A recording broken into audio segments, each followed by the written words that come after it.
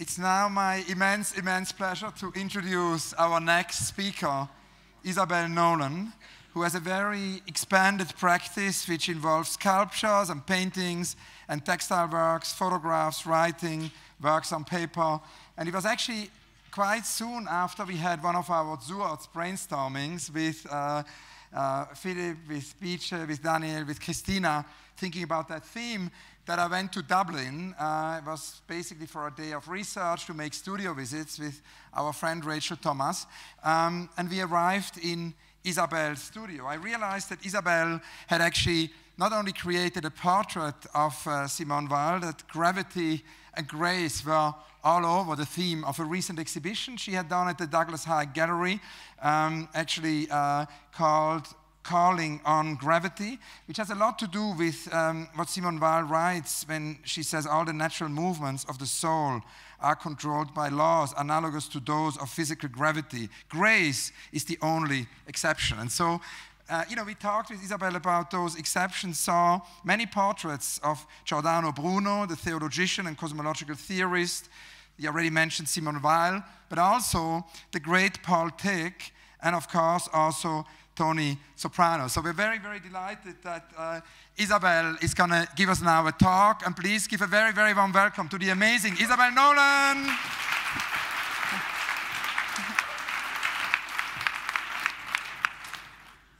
So thank you very much for inviting me. Is this? Okay, that's quite straightforward. So hello.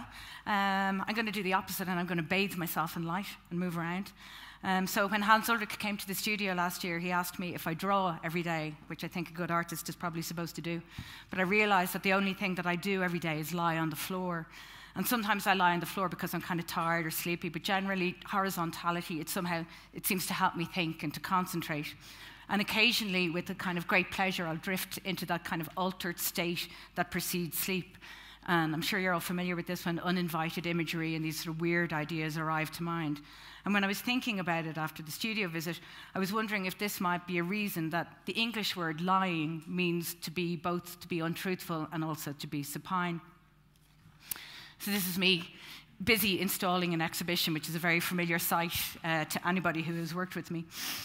So it's somehow, I think, as if greater proximity to the surface of the earth makes us somehow kind of duplicitous. It makes us inventive, and it makes our minds receptive to the subterranean world of lies beneath us.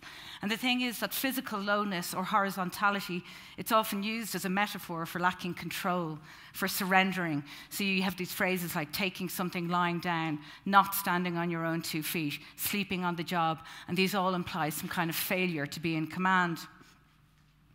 And this belief that the earth is this changeable, corrupt realm, and it's conflated with horizontality and with lowness, and moreover with carnality, with sleep, and with death and animality. This might sound partisan, but it seems to be ubiquitous in thousands of years of human thought. And in a very kind of marked contrast, the sky is a sort of symbol of eternity, of uprightness, and of freedom and divinity and grace. And this prejudice that all that is up is good, and a horror of that which brings us down, like gravity, it pertains, I suspect, directly to the way that grace is often discussed as if it's a kind of corrective to the offenses of gravity. So verticality or height, it's assumed, gives us the reason, it gives us the control or the spiritual grace that our low animal nature wants or lacks. I suspect it's not true, or it's neither true nor false, to say that grace is actually in conflict with gravity, because there's a lot of assumptions that follow from the inference that it is. Okay, so I'm beginning at the beginning. I am going to discuss 4 artworks, but first I want to talk about Lucy. So Lucy, I'm sure many of you know, was a member of the species Australopithecus afarensis, and her fossilized remains were dug up in Ethiopia in 1974, 3.2 million years after she was born. And it's thought that she died at about 12 years of age, a fully mature young adult, and she was only about 1.1 meter tall. And her lone ankle suggests that Lucy was flat-footed, but it's her valgus knee, that is her knocked knee, that's the key indicator that Lucy walked on 2 feet. So after our ancestors had, as a species, stood up, humans, and maybe extinct hominids like Lucy, began to inhabit this distinction that we make between the earth and the sky, between up and down, and between body and mind. And the world, in upright Western minds at least, it becomes somehow discontinuous with itself. Hierarchies of space appeared, and it leads us to see the sky as something out there, as above, rather than something that surrounds us from our feet up.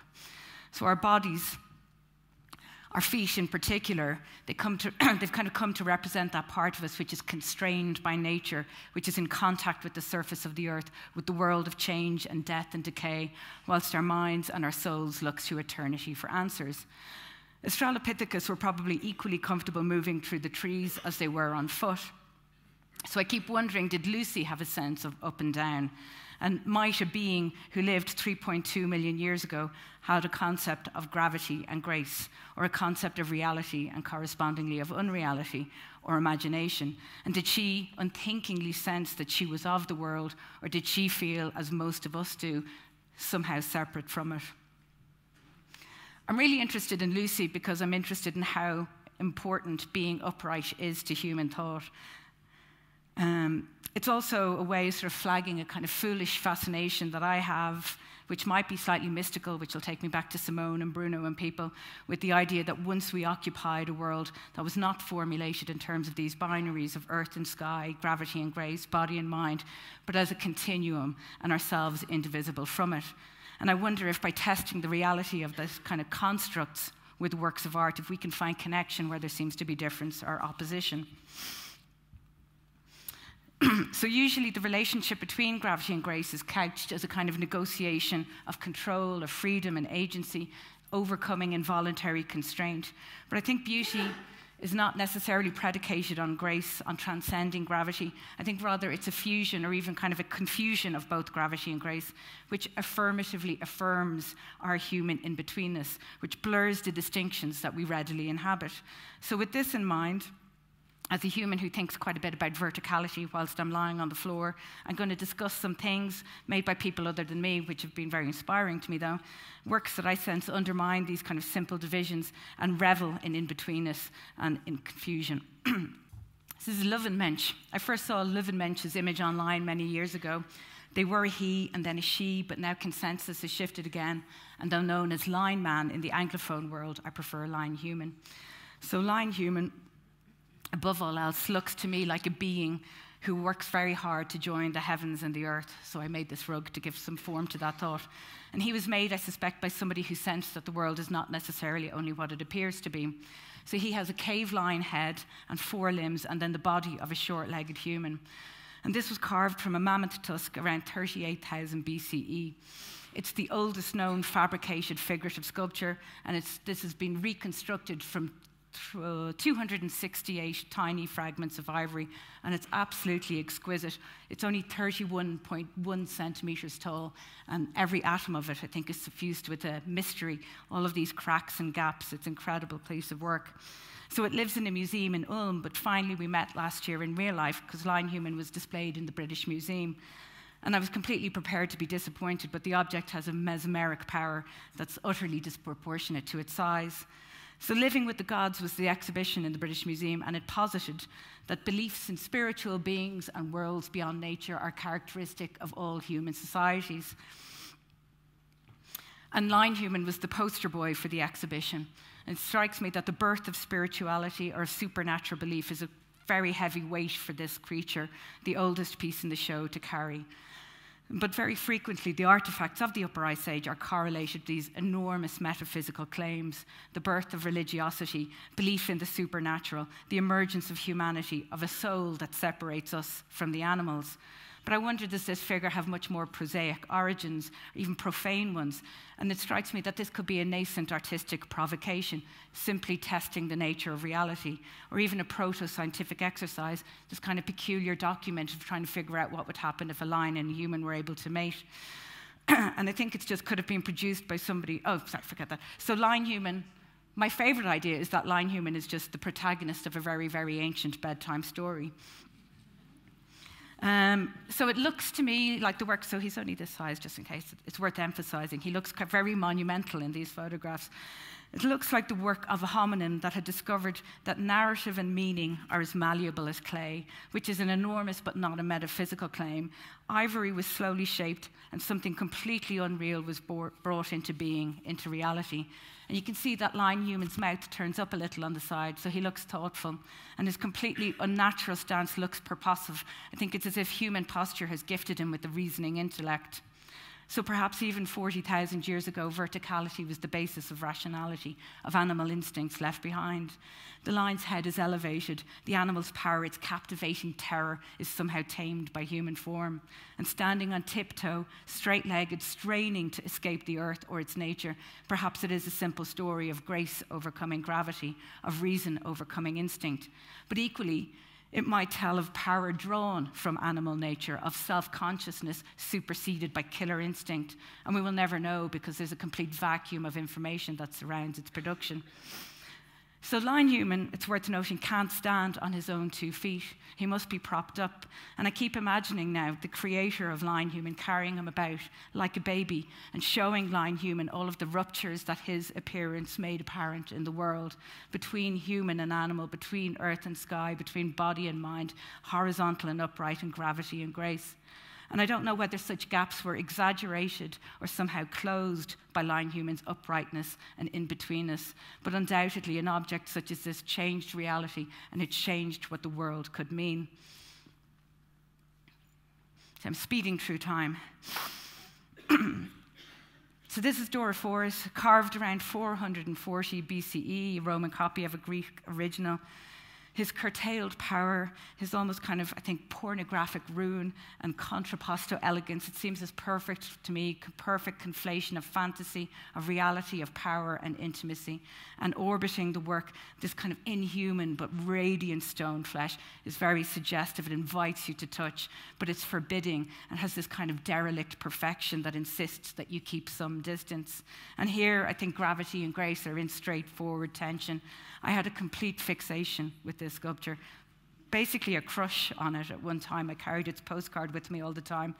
But it was because of high buildings. So these high and upright buildings like temples and cathedrals and museums and all of these edifices that use height to impress, to worship, to intimidate, and to overwhelm, they completely overwhelm me. And it's a great, and it's an oftentimes, it's a kind of a libidinal pleasure to surrender to the force of these places, these buildings that defiantly and brilliantly and beautifully harness gravity to impose or to inspire feelings of grace. And on the thresholds of these places, without needing to consciously think it, I'm so aware that shortly all of the atoms that are temporarily me-shaped will be deployed elsewhere in this increasingly disorderly universe. And this kind of cosmic irrelevance, it's not quite the awe or the revelation that I think Semper, the chief architect of the Kunsthistorische Museum, intended with his very high-minded schemes, but these kind of aesthetic intimations of oblivion, they make me very happy and very receptive. So navigating these places, my kind of nervous pleasure will sometimes dissipate because the knowledge that this active surrender to the commitments of church fathers, of monarchs, of industrialists and autocrats is deeply problematic builds. And I'm no longer drifting around these places, but I'm sort of stalking them. They're very highly cultivated, and I'm compelled and I'm alienated by the ferocity of their civilization. And in those moments, I feel like I've ceded all control to external splendor, and I become prey to infatuations. And my love for these places, combined with their sort of immense distant authority, it makes me crave intimacy. So when the ostentation of Vienna, where I spent a few months, the grandeur and the upward sweep of its architecture and the sickening concentration of riches and objet d'art, it succeeded in sort of dazzling me and captivating me and overwhelming me, and I felt really ignorant and very, very poor. I became physically obsessed by this maimed warrior from the Kunsthistorische Museum's collection.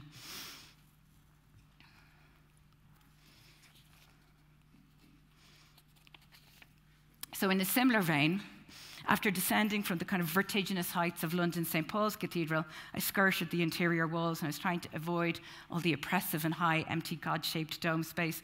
And I happened upon this statue of John Donne and was part pleasure and part relief.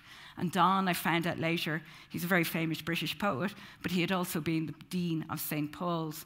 And in April 1631, 1 month before his death, he modelled for this memorial sculpture.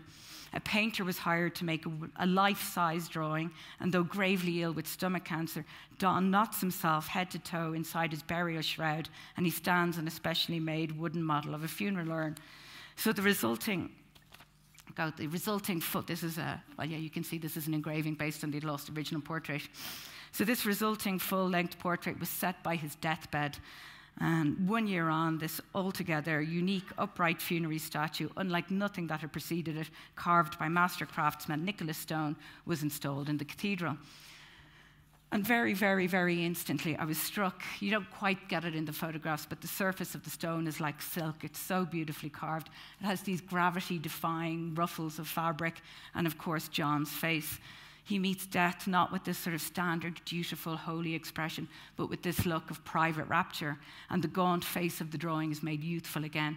There's a hint of smile lifting the corners of his mouth, and I just think he's very beautiful. But what sustained my attention were his knees. They're very slightly but unmistakably bent, and you have these smooth kneecaps that are separated by these vertical kind of labial ripples of fabric. And this bend introduces an animating moment of uncertainty, of downward movement to this otherwise upright statue. And I think it completely disrupts its modest and kind of graceful piety. His knees suggest an ordinary fallibility. Maybe it's the onset of fatigue, maybe it's doubt, and maybe it's gravity's sickly pull. But Donne, it turns out, he was not posing for an ordinary ecclesiastical portrait in stone. He was acting out his future resurrection. He's a lover on the verge of a long-desired consummation. He's caught between heaven and earth. He's on the verge of witnessing an everlasting dawn, and his lips are curving, ready to kiss Christ. His hands are stirring because he's about to shed his robes and be reacquainted with his bodily self. So Donne is enacting this quiet ecstasy, this fierce hope that he has of dwelling bodily, I quote him, forever and ever, and infinite and super infinite forevers. So maybe his legs are not weak, they're tense. The knees are not bent with illness and age, but flexing, and they're ready to take a kind of momentous step from this urn, which perhaps he defiantly or even ironically mounts. And with this thought, this sort of transforms then from being a kind of morbid pedestal into being a springboard to the next dimension. So his desire to face change, to stage manage his transition from life to death to eternity with this performance in stone, I think it's a kind of testament to receptivity, to fear, to vulnerability, and to human in-betweenness. And it's done with incredible imagination and style and even kind of wit. So I think this willingness to perform in extremis and to will what is unimaginable into reality is beautiful. I think this is a work of grace that's transfigured for the better by gravity.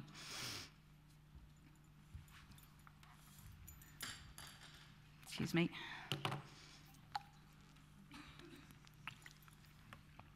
So, as you can see, the main component of this final work is a table held approximately 45 centimeters off the ground, and the surface of it is penetrated between the front legs by this hat of the large, kind of Disney-like dwarf who faces forward and gives direction to the work. 2 chairs support the table's back legs, and 4 more chairs are in pursuit, and still more sit up top. Sorry, I'm getting confused. So other elements include empty bottles, fake fungi, crockery, and a disarrayed tablecloth. And attached to the table's underside is an upside-down paint-daubed dog. It has eggshells on its inverted tummy, and suspended around it are handkerchiefs. They're like a little gang of textile ghosts. Stuck to various surfaces of the table are many scribbled notes, drawings, and photographs. So Dwarf Parade by Paul Tech, it was first displayed in 1969, but it was remade and reshown in various guises with quite a lot of startling variation. And at times it involved potted plants, stuffed swans, candles, pillows, logs. And each instance is a kind of perplexing concatenation of things. And the parade of the title, I think, is echoed by the way that these diverse objects array themselves in a kind of body line, a line that's drawn in the world by the work. So there's some sense of it, I think, originating in the interruption of a raucous party. Booze was consumed, the order of things was upended, spillages and odd inversions have occurred, and things went very badly for the dog. I conventionally imagined that the dwarf was the host because his rictus grin and his blank eyes, they kind of draw mine to the suspect toadstools, and each variant, the tabletop somehow got smashed over his head. He and it are stuck with each other. So it's tempting to keep listing these constituent parts, to try and draw all of these elements together and to kind of construct a complete picture, to come up with a cogent interpretation. But for me, it goes nowhere. Yet this whole shambolic, ambulatory object, it coheres in a profoundly peculiar and confusing way. I think that it's trying hard to make some progress to transcend its condition, but it cannot or will not conceal its shame and its suffering, its reliance on alcohol to escape earthly woes. So the work is playful, it's tragic, and I think it's bizarrely uplifting. It might be trapped by its own efforts and by its comical condition. It's parading dysfunction and death, but it's also celebratory and degraded in a really good way. It's beautiful. Joyous, unruly, disobedient, each element sort of escapes the senseless tableau just as much as it comprises it. And this seems to me a very, very human and a very in-between condition. So seeing it in Kunstmuseum Luzern in 2012, I had this sense of being fully present and alert, but I also found its reality so fascinating, so consuming that there was no room for my own thoughts. And I remember circling it. I even got down on my knees to look at it from below, trying hard not to miss any element or any detail. And I vividly recall finding it incredibly moving and so arresting, and all the while I knew it was completely ludicrous to be so touched, so physically engaged, so captivated and bewildered by a cluttered table penetrated by a cartoon dwarf in a big white room in Switzerland. I was in a state of intense and thrilling ignorance. This work makes the world absurdly present. It tests and it kind of disrupts reality with glee and with rigor. And I think when a work is this good, occupying space in such a singular way and utterly possessed of its own particularity, understanding falters. This work demands and defies our scrutiny. So this image, it looks like this document of some crazed corner of reality, but I think it feels like the daily failure to ever really understand the world. And when gravity and grace are in such perfect disarray, an artwork makes the borders of our own conceptual framework somehow visible, and it exposes them for the constructs that they are.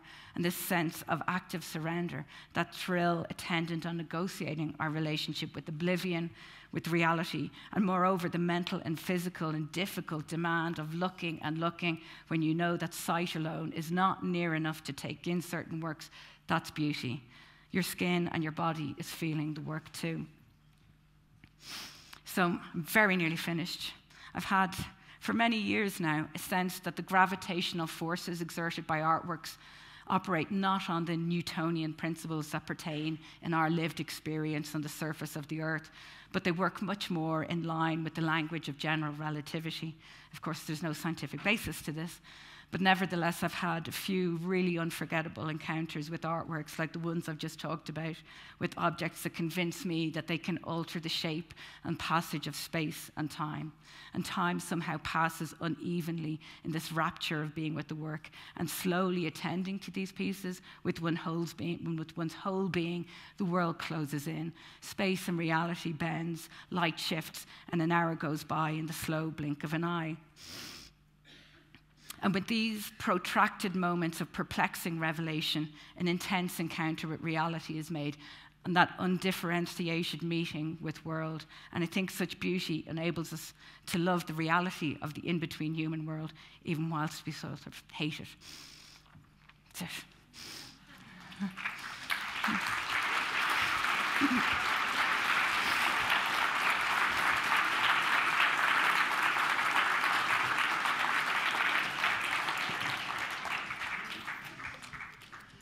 Isabel, thank you so much. Let's sit down. It's great we have your works in the background. Thank you so much for this amazing talk.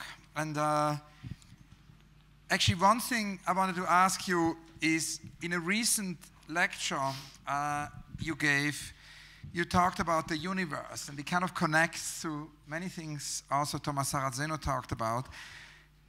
You said just because the universe is probably real, it doesn't mean it's not weird or puzzling to be here. Can you tell us a little bit more about that? Because it seems to be connected to our theme. Well, I guess one of the things is that I think is interesting about humans is that even though that I think the universe is largely indifferent to or is entirely indifferent to our existence, and the universe has no idea that we're here, we struggle and we work incredibly hard to try and make being here meaningful. And we invent a lot of different kind of constructs and a lot of different ways of explaining reality to ourselves in order to, I think, make it a more comfortable place to exist. And to like talk back to what Ravit was talking about, to overcome this sense that some people seem to find terrifying about how small we're, like mayflies, and we're only here for a few seconds.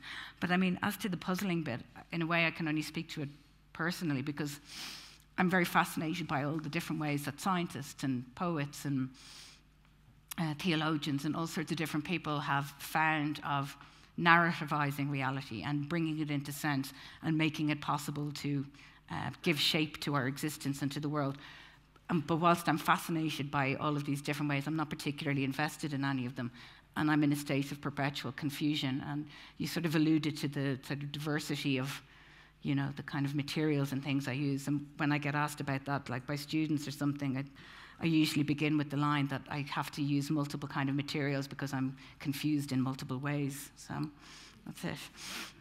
Now also, you know, there is an interesting connection to literature, and of course, you know, this E.A.T this year started with a book, and there are many connections you have to literature, to philosophy, to reading. It's interesting also that there is, of course, an incredible link always in Ireland between art and literature. I mean, the first time I came there, I actually found a book on Seamus Heaney and Gravity and Grace. It's something Seamus Heaney wrote a lot about. But there are lots of writers who influence you. There is Hardy, there is George Eliot, there's Hamlet. Can you tell us a little bit more about that, about some texts which influenced you? Oh, that's such an enormous question. all of the ones that I read, nearly. It's very hard to answer that. Well, it's because, you know, we're quite late into the human experience, so lots of other people have had time to describe very beautifully what it's like to be here. And I guess that's the thing. I'm always looking for, within writing as well, I'm often looking for just even, it might be a single phrase that captures the precision that you recognize. And I think that's the thing. I'm always, as much as I'm always trying to undermine dichotomies and undermine binaries and overcome the sense that things are opposite to each other, because I think that's a fundamental misrecognition that humans have made because we're physically organized in a certain way. I'm also very, I've forgotten the end of the sentence. I'm very attracted I'm attracted by the thing that I hate, I guess. So I find these moments when somebody else describes, oh yeah, recognition. I'm always moving between feeling incredibly alienated by pretty much everything, or else having this sort of intimate falling in love with the statue because it's got really beautiful knees. And I think it's the same with books. It's about, I think being alive is a constant sort of negotiation of your proximity to reality. And sometimes you feel close to the world and you feel like you're in the world and of it. And sometimes it becomes a big meaningless mess and it doesn't feel like there's any good reason to be here because it's in such a terrible state, if you know what I mean. And what are you reading at the moment? Oh, Agatha Christie. I was really nervous about coming here. So I brought Agatha Christie to keep me company. And I'm also, it's very good. Somebody wrote about her in the LRB recently, so that gave me a reassurance that it was intellectually not disrespectful. But I'm trying to read about the Renaissance. I'm reading about Francis I, who has very beautiful feet in a sculpture in Saint-Denis, and Henry VIII, and various other people who are knocking around, shaping the world that we inhabit now. That's my... Wonderful. One more question before we open it up is, you know, Daniel talked about introducing Lena, you know, about sculpture and, you know, the idea of sculpture in relation to our theme. Now, sculpture plays an increasingly important role in your work, and there is recently also more large-scale sculpture, which has a, you know, great capacity in your work to kind of realize in a very elaborate way, you know, but also direct way, the uncertainties of the, you know, questing in a way of consciousness. And it's interesting that actually arriving in Dublin, for those of you when you go next to Dublin, it's exciting because the first thing literally you see when you get out of the airport is this great sculpture by you. And it's a very monumental sculpture, yet at the same time it's not heavy at all. So I was kind of curious if you can talk a little bit more about that, about sculpture and your recent kind of, going into more large-scale work. Yeah, well, before I did the airport sculpture, I think the largest thing I had made was this, and that was then 9 meters tall. I guess scale is interesting, but I'm still always working on a very human scale. I want to have that very direct. I'm very interested in that physical response to work, and I think, it's a long time since it wasn't really talked about in a way, but it did not get talked about. Art was very retinal for a long time, so I'm always amplifying the fact that I sort of have wrong relationships with the world, because I think there's something about wanting people to know that, oh no, that sounds ridiculous. I think it's perfectly valid and interesting to go into a museum and fall in love with objects for the wrong reason. You don't necessarily have to understand things to respond to them in a kind of physical way, and then you can figure that out afterwards.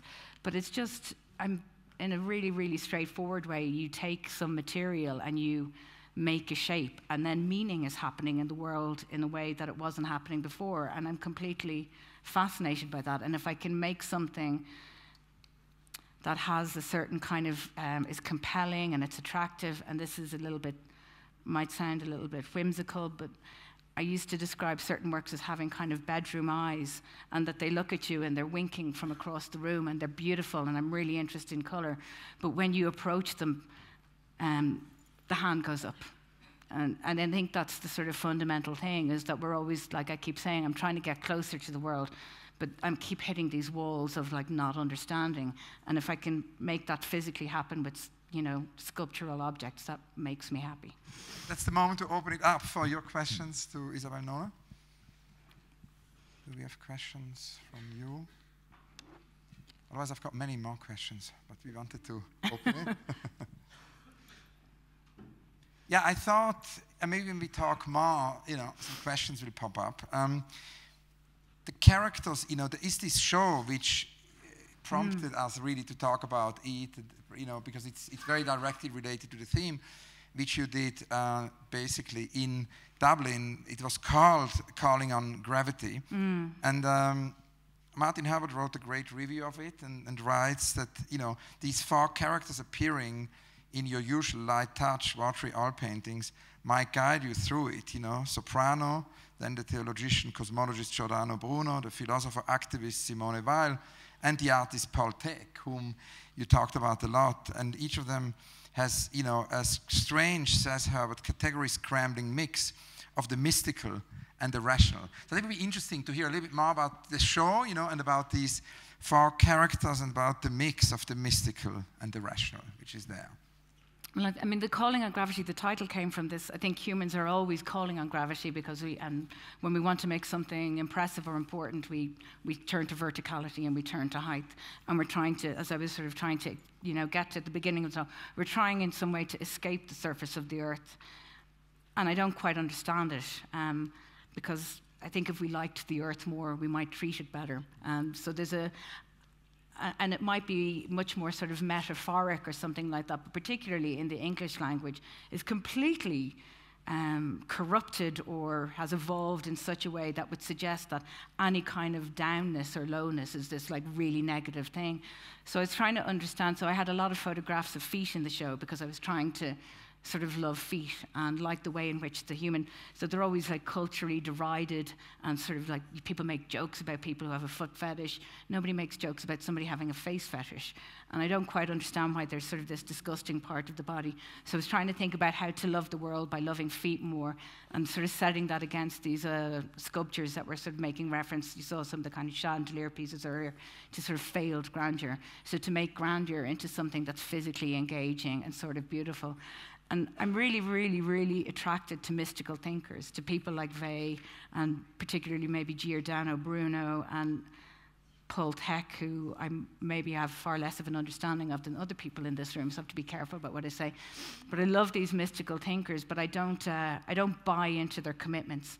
I don't believe in God or divinity of any kind, but I'm absolutely fascinated by the way those 3 people try to love the world and try to love the universe in this completely anti-hierarchical way.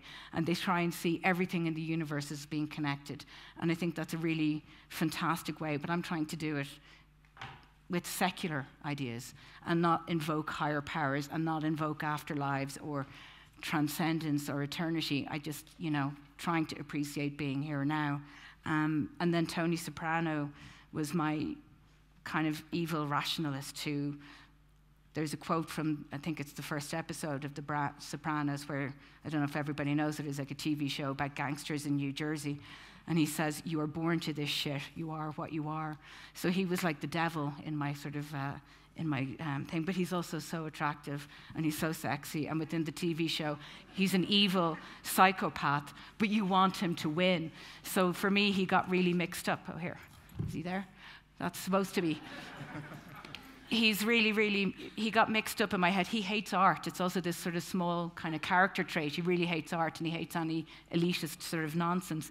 So he got mixed up in my head with the Kunsthistorische Museum because it's such a big kind of patriarchal institution and it's built on blood.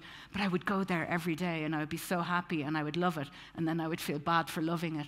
So it's like I felt bad for loving Tony. So I put Tony in the museum because I wanted to punish them both for making me love them. So.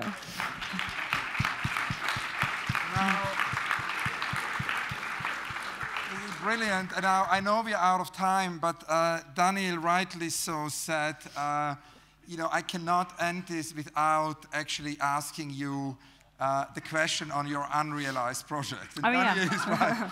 Daniel is right. And obviously, we have here Giordano Bruno. And, in my last meeting with Cornelis, I had talked to him about his incredible live projects, with live elements in exhibition, asked him about his unrealized project. And he wanted to build a monument, actually, to Giordano Bruno. It's an unrealized project. But I wanted to ask you if there have been any projects which have been too big to be realized or too small to be realized. Well, I'm totally going to explain it now because I want two quite famous film directors to turn things that I've written into films. It's going to involve huge amounts of work on their part. But I wrote a science fiction piece called The Three-Body Problem. I think I wrote it before, I definitely wrote it before I knew that the Cixin Liu, the Chinese.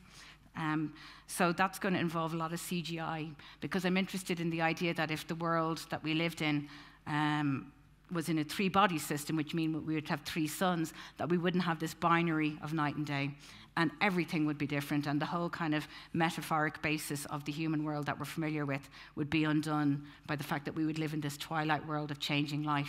And in the world, film gets invented first, and then finally drawing gets invented as the most radical outcome of the invention of film.